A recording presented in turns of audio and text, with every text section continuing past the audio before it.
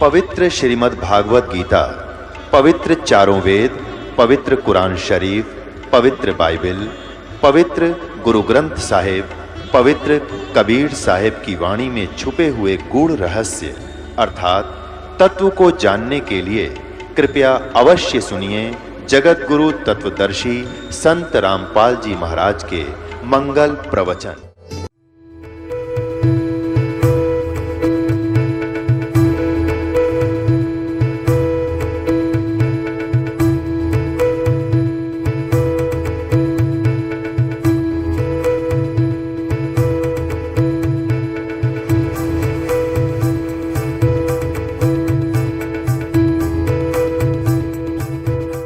सतगुरुदेव की जय।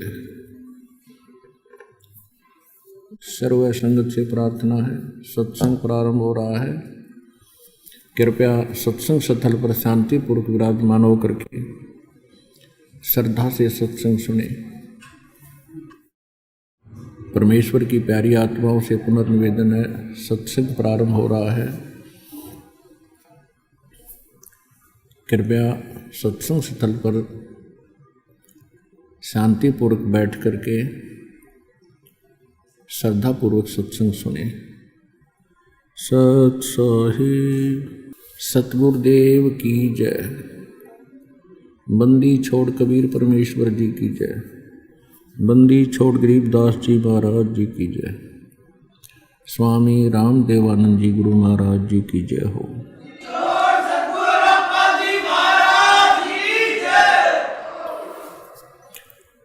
गरीब नमो नमो सतपुरुष को नमस्कार गुरु की नहीं। सुर नर मुनि जन साधुआं संतों सर्वसदी नहीं। सतगुरु साहेब संत सब डंडो तुम प्रणाम। आगे पीछे मद हुए तिनको जा कुर्बान। नराकार निर्विषम काल जाल वैभंजनम निर्लेपम निज निर्गुणम अकल अनुवेशंदनम। सोहम सुरति समाप्तम सकल समाना निर्तलय उज्ज्वल हिरंबर हरदमम। बेपरवाह अथाह वार पार निमज्जतम। ग्रीव जो सुमर सिद्ध होई गणनायक गलता ना करो अनुग्रह सोई पारस पद परवाना। आदि गणेश मनाऊं गणनायक देवन देवा। चरण कमल लो लाऊं आदंत करूं सेवा। परम शक्ति संगीतम रिधि सिद्धि दाता सोई। अवगत गुण अतीतम सत्य पुरुष निर्मोही। जगदम्बा जगदीशम मंगल रूप मुरारी।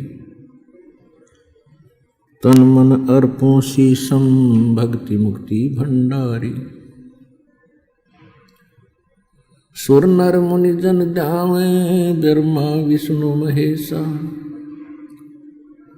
शेष सहस मुख गावे पूज्य आदि गणेशा। इंद्र कुबेर सरीखा वरुण धर्म राय ध्यावे। समर्थ जीवन जी का मन इच्छा फल पावे।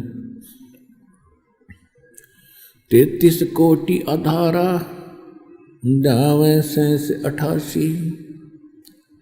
उतरे भव जल पारा कट है यम की फांसी। 33 कोटि आधारा ध्यावे 88।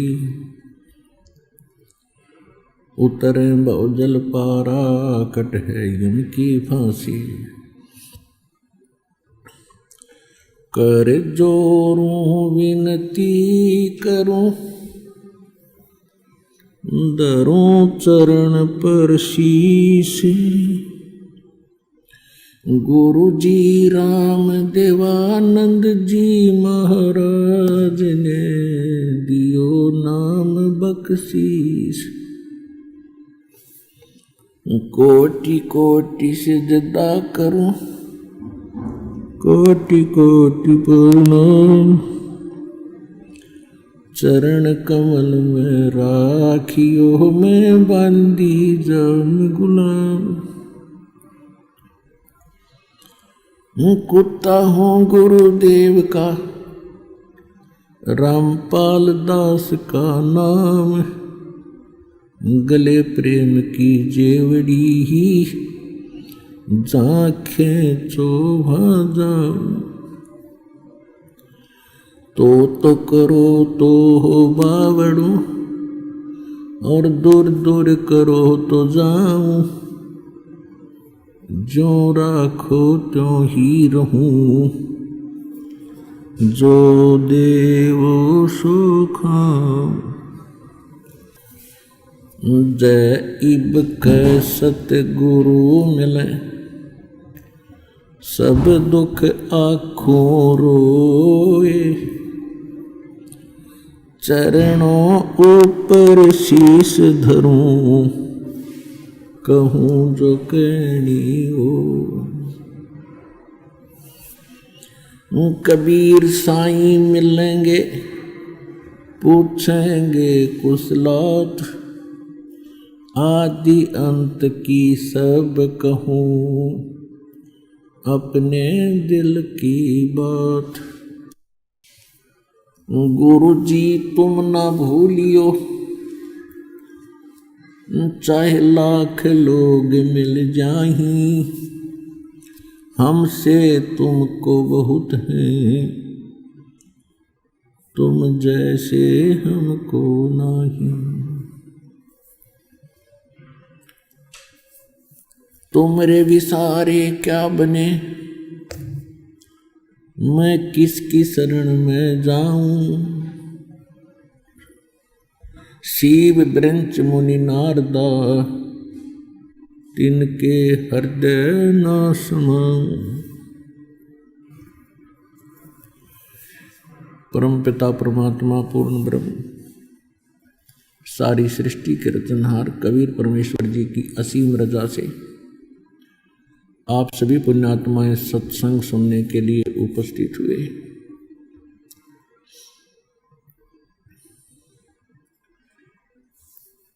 इस काल भगवान ने जिसके लोक में हम रह रहे हैं, ये 21 ब्रह्मांड का क्षेत्र है।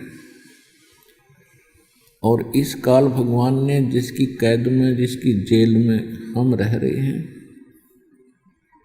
इसने एक सुनियोजित षड्यंत्र रच के हमें यहाँ पर फंसा रखा है, बांध रखा है।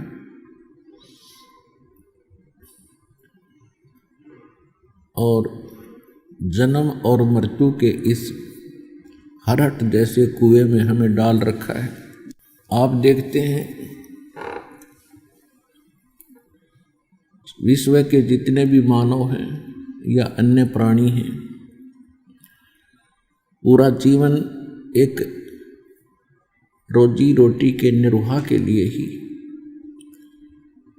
करते करते पूरा समाप्त कर जाते हैं, और कोई ना कोई त्रुटि फिर भी रह ही जाती है। परमेश्वर ने आके हमें ज्ञान कराया और आप जी के ऊपर मेहर की, आपको यहाँ वो परमात्मा ही लाया है। नहीं तो काल भगवान आपको ऐसे शुभ स्थान पर आने नहीं दे सकता। ऐसे सत स्थान के अतिरिक्त ये कहीं जाओ,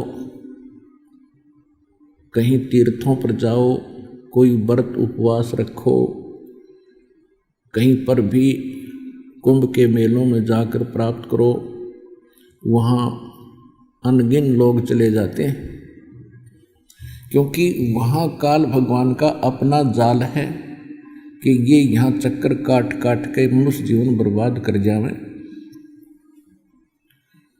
और फिर 84 लाख योनियों के इस लंबे फेर में चक्कर के अंदर ये डाल देता है, फिर निश्चिंत हो जाता है। और परमात्मा आते हैं, हमें ये ज्ञान कराते हैं कि आप जहाँ रह रहे हो ये काल का लोक है, ये स्थान रहने का नहीं है, ये स्थान ठीक नहीं है।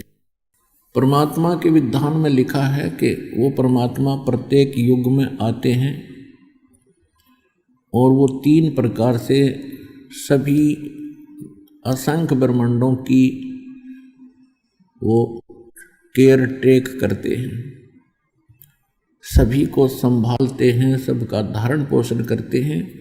तो वो 3 स्थिति से करते हैं। एक स्थिति परमात्मा की है कि वो सतलोक के अंदर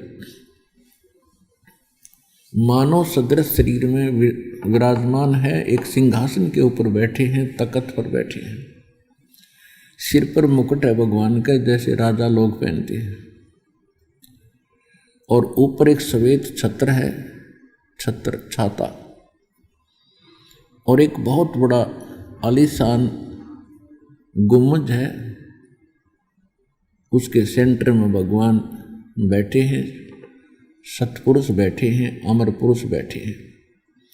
उनके एक रोमकूप में यानी एक रोम में समझो बाल में इतनी चमक है, करोड़ सूर्य मिला दे, करोड़ चंद्रमा, दोनों की मिली जुली रोशनी भी फीकी पर रहे तो बाकी बॉडी का कितना प्रकाश होगा ये अंडरस्टूड है।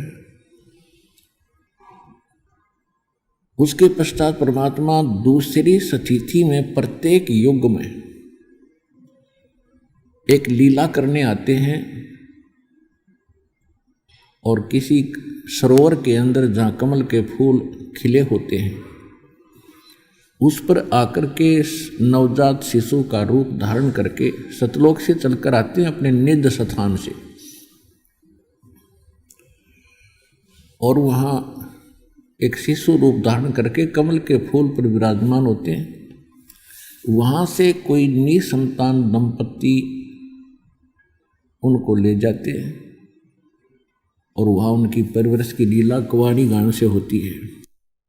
ये परमात्मा ने लीला की है और वेद उसका साक्षी है, वेद उसके विटनेस हैं कि परमात्मा नवजात शिशु रूप धारण करके जब आते हैं वो ऐसी ही लीला करते हैं। तो कबीर परमात्मा